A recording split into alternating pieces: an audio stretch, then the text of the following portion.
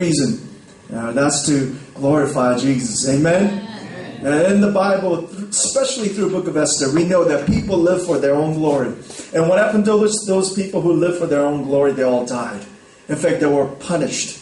They were judged. But if you are to live for the glory of God, because only glory is for God, not for man. When you give glory to Jesus, God, who deserves glory, then God will bless you. Jesus will bless you. And He will bless our day today. Today, it's my 6th Sunday in Book of Esther. Already 6th sermon. And my title is this. Can we have the title up? God uses imperfect human to do perfect work.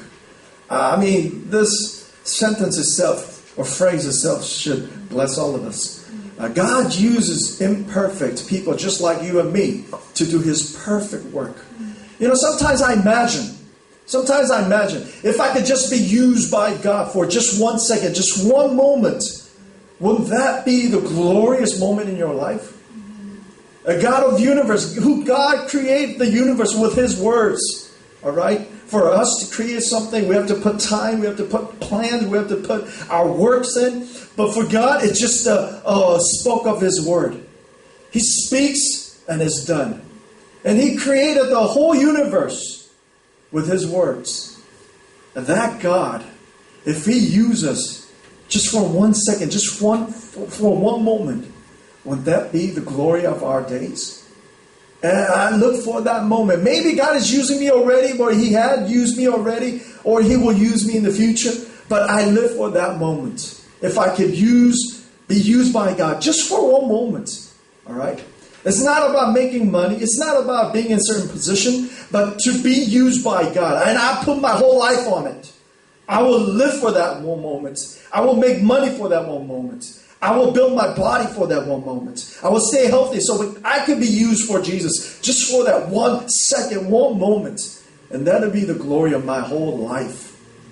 God will use us for His perfect plan. In the book of Esther, there's a man, Xerxes. He's the king.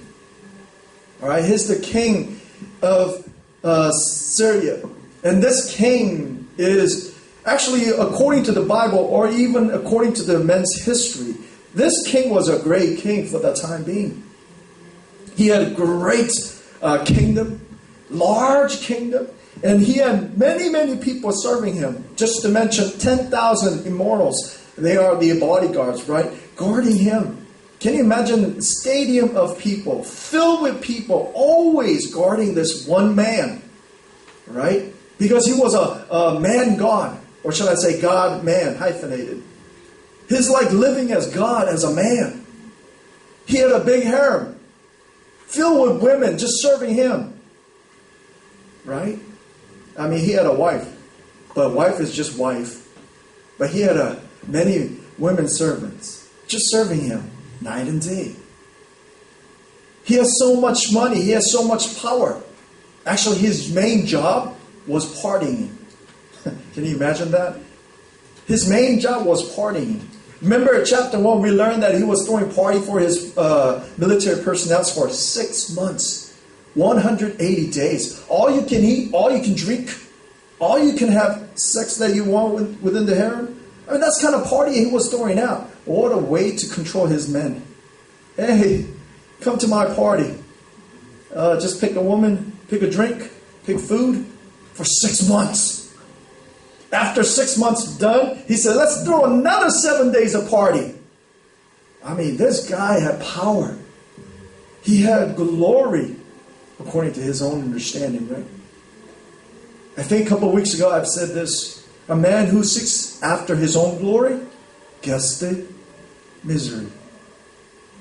He was actually living for his glory. At the end of the days, he only got misery. What happened? His wife left him. His wife said, I'm not going to handle with this kind of attitude anymore. Right?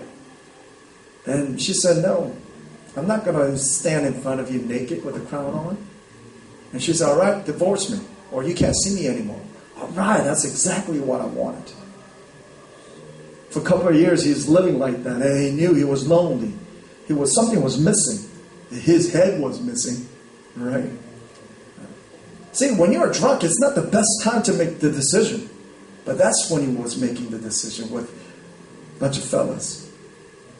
When guys get together, that's a problem. When guys get together, drink, that's an even bigger problem. When guys get together, drink, and then make the decision, that's the worst thing you can do. And exactly that's the thing that we're doing. Oh, bring my wife. Yeah, right. And no woman will want to stand on that. And Vashti said, no, I'm not going to go. And King said, you can't see me anymore. All right, goodbye. After years of loneliness, he thought, I need somebody. And what does his friend say?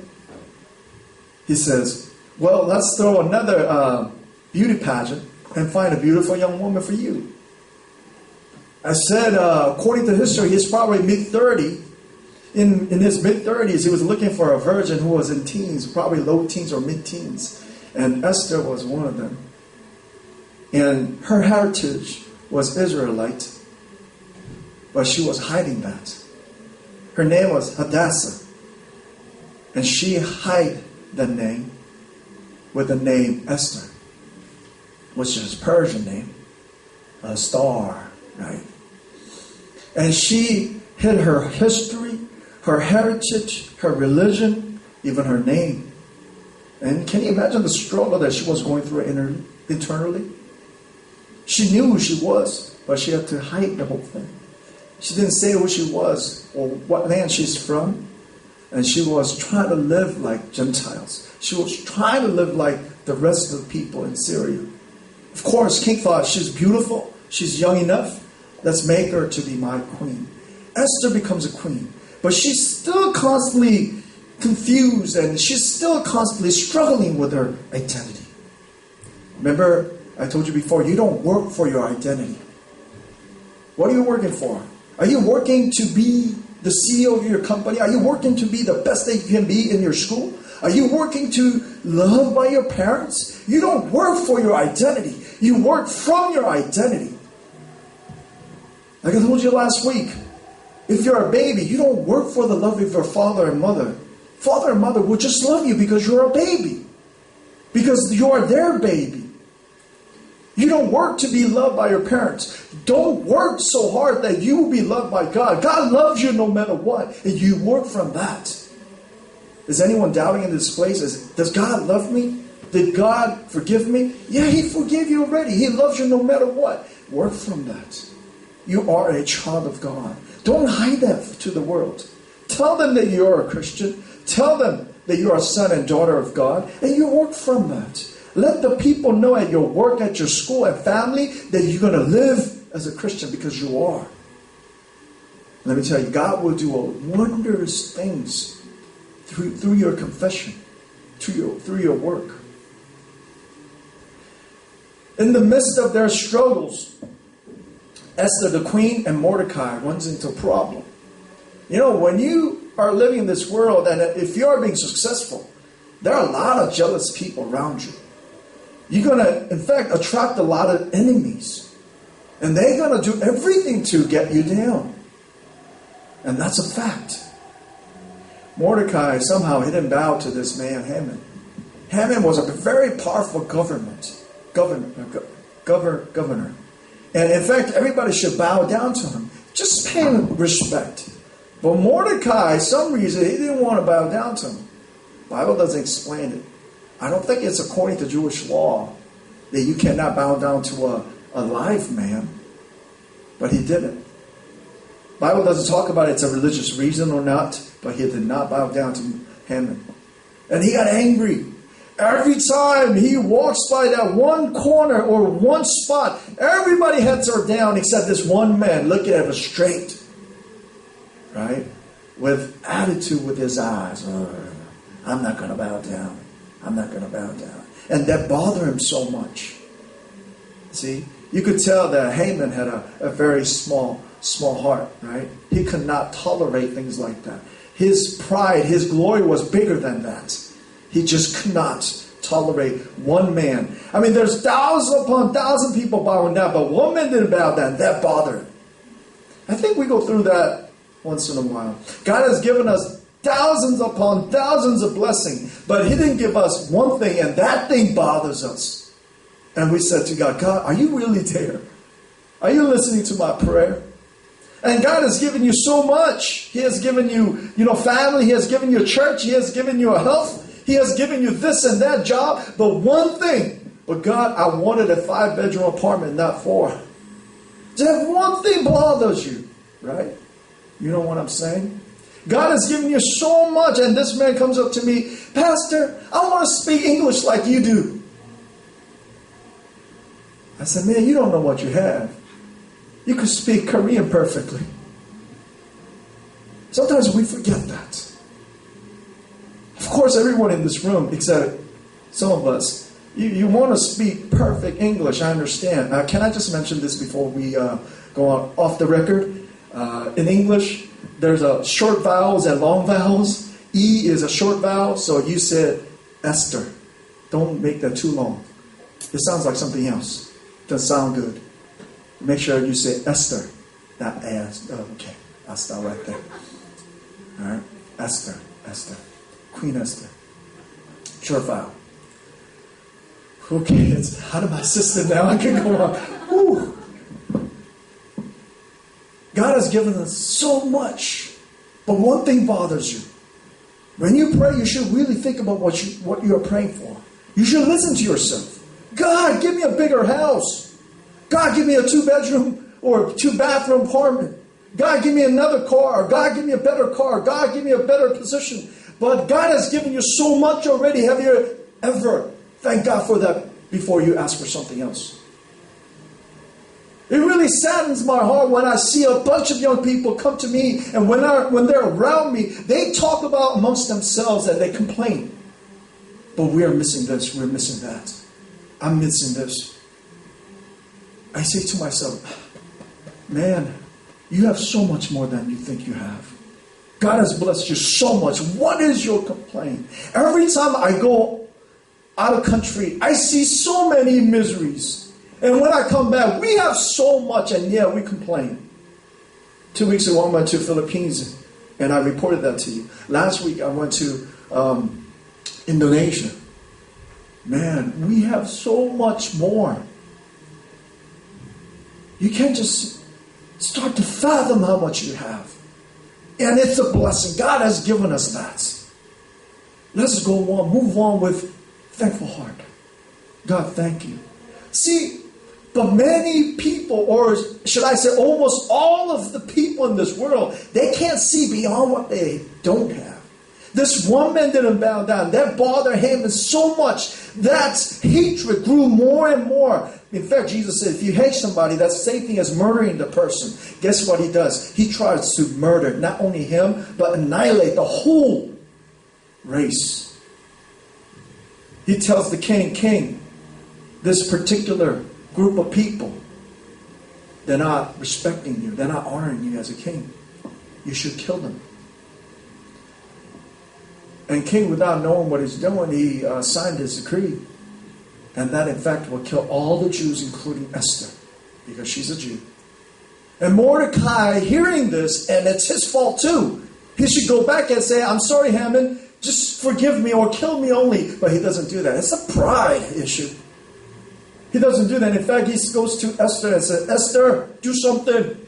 Maybe you're there as a queen for this reason. Esther says, excuse me, uncle, but if I walk into the king without his consent, the penalty is death. You could just die.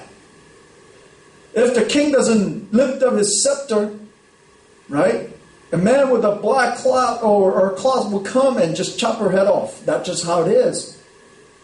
And that's the penalty. I don't know about that, uncle. And Mordecai says, maybe you're being rescued at this moment because you're a queen.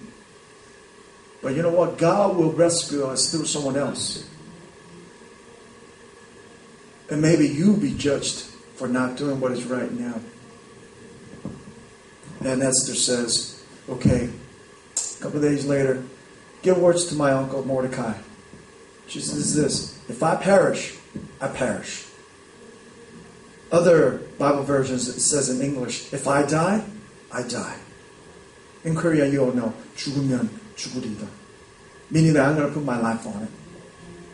I'm going to put my life on the line and I'm going to walk up to the king. Whether he lifts up the scepter or not, I'm just going to walk on it. If I die, then maybe God's in control. God's going to take care of me. Well, that's kind of parentheses we can't really see if she said it or not, but she probably said it with her heart. You know, I see this as her turning point. This is a very, very important moment. She lived her whole life with a struggle inside.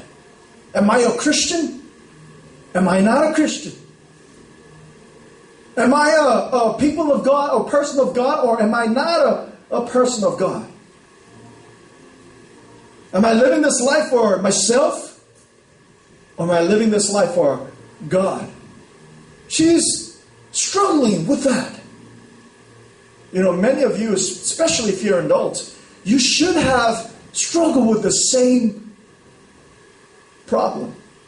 In fact, you should have a bloody nose struggling with this. Maybe you should have lost some nights of sleep because of this reason. Am I a Christian or am I not a Christian? Am I living my life for God or am I not living my life for God? Is my life focused on Jesus or is my life focused on my own glory? You should really struggle with that question.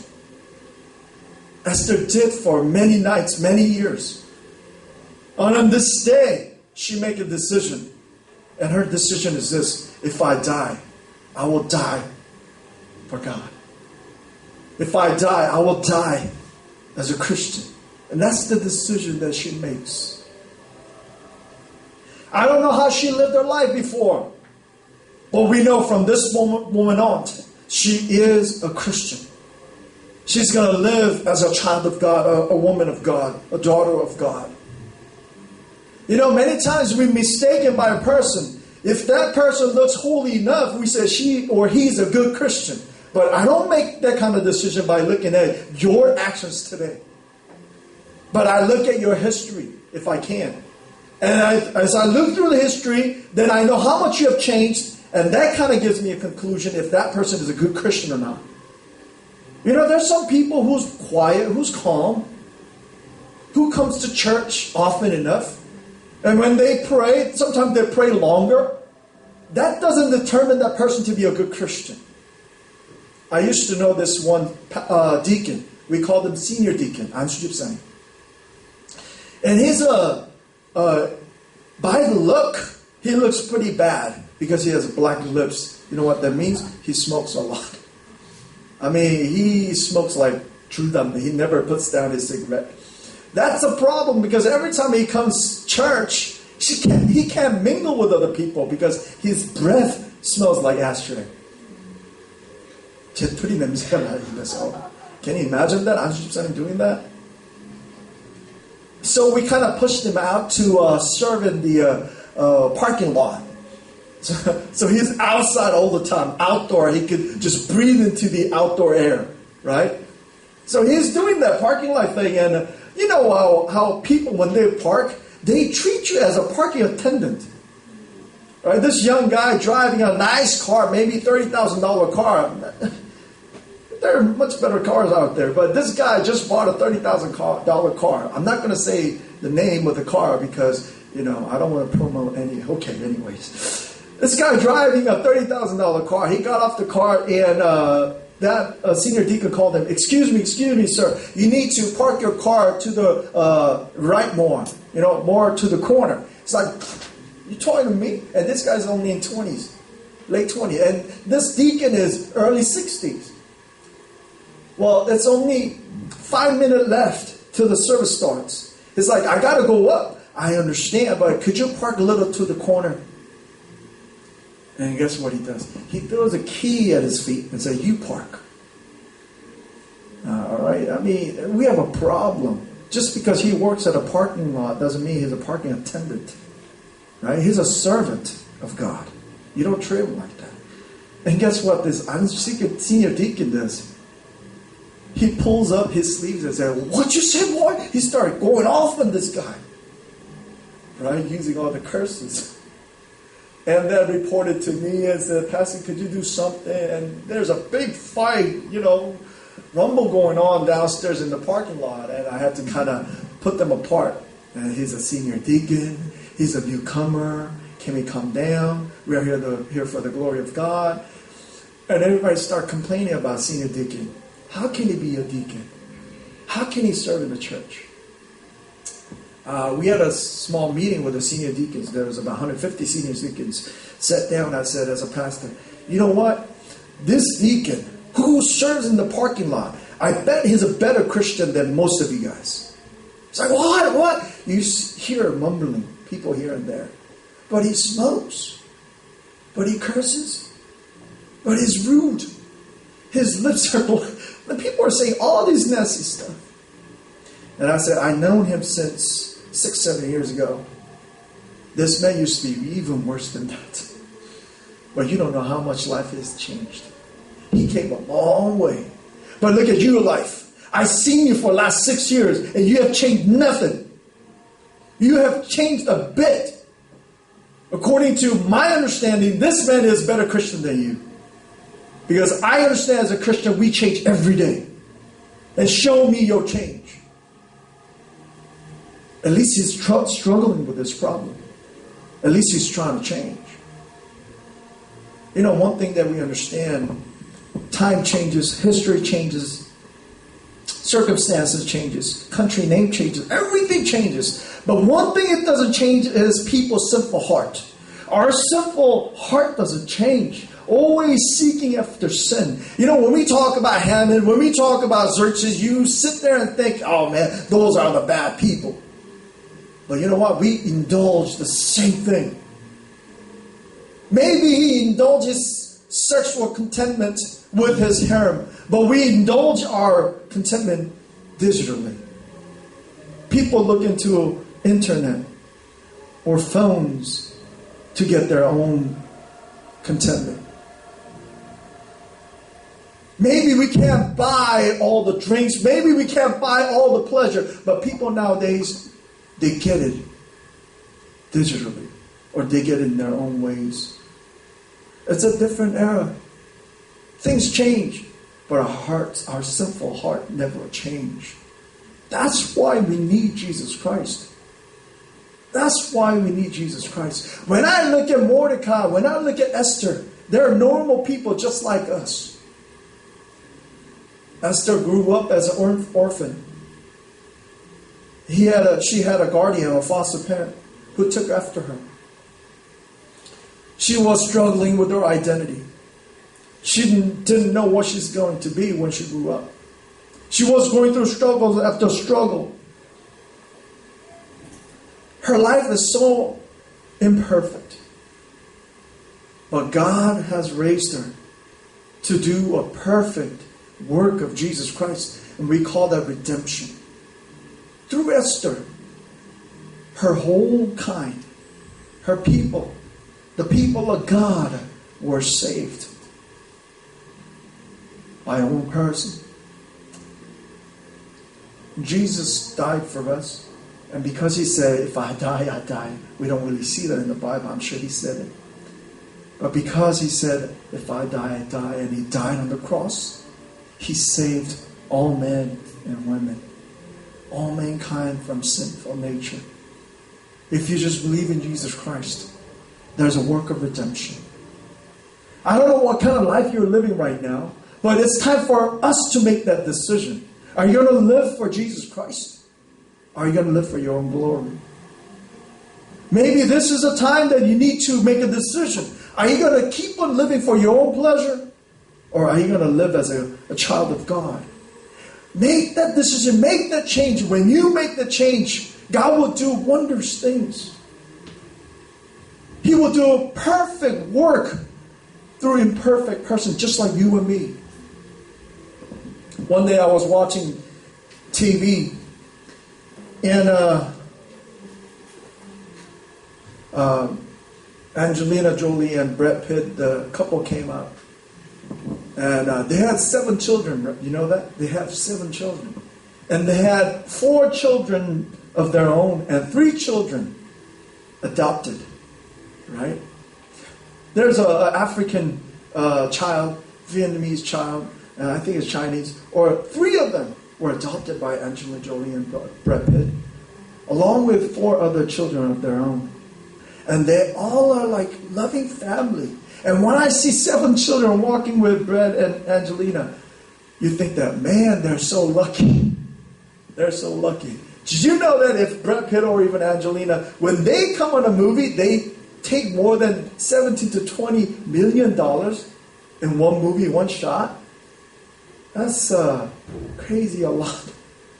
Well, they have all the money, they have all the glory, fame. Can you imagine this one Vietnamese boy? When he was born, he was an orphan. He didn't know his parents. He's destined to live in Vietnam without knowing his parents, under a foster parent, or even without parents all his life. He didn't have money. He didn't have anything for his future. And all of a sudden, Brad Pitt comes along and says, "You are my son now." Can you imagine that? And he's living his life like a Hollywood star. And 1 second, just split second, I thought to myself, why didn't Brad Pitt pick me up as his son? Maybe I was too old. Maybe I had my own parent. But that just led me to another thought. And the thought is this: God picked me as his own child. Right? You may think of a worldly thing as, why didn't Brad Pitt or Angelina? Oh man, can you imagine that beautiful woman being my mother? Okay, don't imagine too much, boys. But anyway, just imagining things like that. Oh, I wish I could be their children and have a big house, nice car, and live a life without any problem. But, someone who's better than they are. Right? Someone who has more than they have. Someone who's more famous, or say powerful than they are. God has picked us to be his child. How blessing that is. How blessing that is. It's just that we weren't on TV, but it's more than what we could ever imagine. That God has picked us, handpicked us, adopted us to be his child. I just want you to know, don't give up. Don't give up. And we have to make that decision. Live for Jesus Christ. Because God's going to do beautiful, perfect things through our lives. When I went to Indonesia this week, I met this one guy. His name is Kiki. And they call him Kiki Idol. Because he went to, like Superstar Korea kind of program. He went out to Superstar Indonesia 3 years ago, I believe. And he won the first place. So he became an idol, right, amongst the young kids. I have a picture with him. Can we have a picture of me and Kiki? There's a picture, not the video. Brother M. Brother, can we have that picture up? Brother. All right. It's coming on yet? Thank you. The picture, not the video.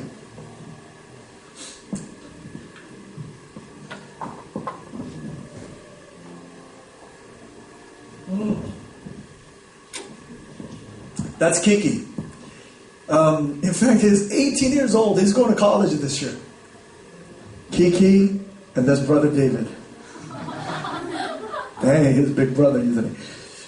Kiki Idol. And he sings so well, and he lives for glory of God. He goes around all over Indonesia singing gospel songs. And he sings beautifully. And I invited him. And I think he's going to come in January. And when he comes, why are you laughing? I'm going to invite our brother Kiki to sing here. Or sing downstairs at 11 o'clock. If he does, I'm going to ask him to sing 1 o'clock too. But this brother, he has a great testimony. And his testimony is about his father. I have a video clip of his father. Can we show that too? Please, Brother Ian? Video clip. There we go. Oh, can we show from the beginning? I think we just passed the Father.